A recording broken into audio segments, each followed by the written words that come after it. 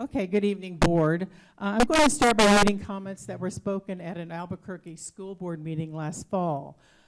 They are from a concerned friend and are reflective of the same issue here in Las Cruces.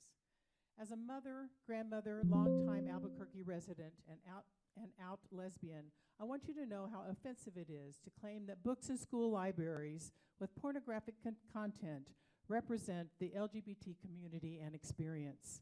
When I came out in the 1990s, our critics insisted that homosexuals had bad sexual boundaries with minors. Some parents wouldn't let their kids visit mine at my house, just in case. We fought that stereotype only to have APS now include books with overt pornographic content in school libraries in our name.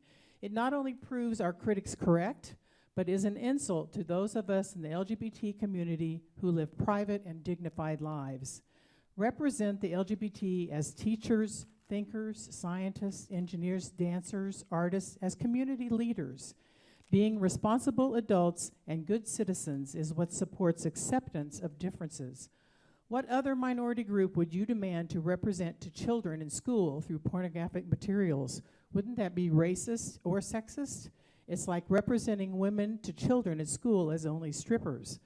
Let's use common sense and stop using LGBT inclusion as an excuse to provide children with pornographic content in schools, end quote. The national group Gays Against Groomers is ardently against the indoctrination and sexualization of children.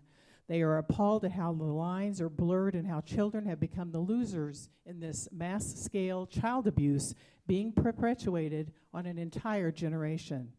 Last week during public comment, I watched multiple young people speak in support of how the board was managing the book banning agenda.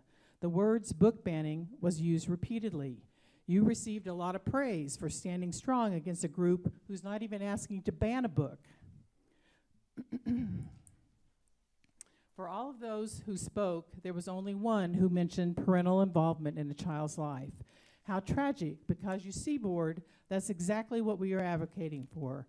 Parents being advised of the sexually explicit books in school libraries and to understand their child must be opted out of access to them. Parental involvement. Pornography is a societal moral issue that's been turned into a political issue because our educational leaders can't seem to tell the difference. As parents and citizens, we ask you to open your eyes to see the harm sexually explicit books do to children.